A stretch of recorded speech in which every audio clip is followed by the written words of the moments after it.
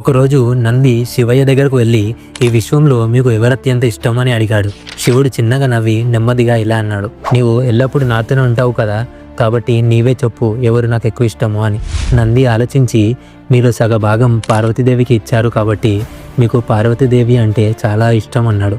కానీ శివుడు కాదు నంది అన్నాడు.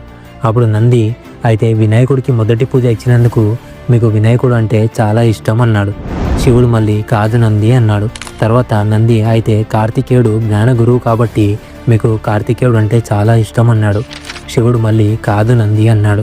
నంది మరింత ఆలోచించి, ఈ సృష్టిలోని అన్ని జీవుల పాపాలను కడిగి కాపాడే గంగను మీరు తలపై ధరించారు కాబట్టి మీకు గంగ అంటే చాలా ఇష్టం అన్నాడు. శివుడు మళ్ళీ కాదు నంది అన్నాడు.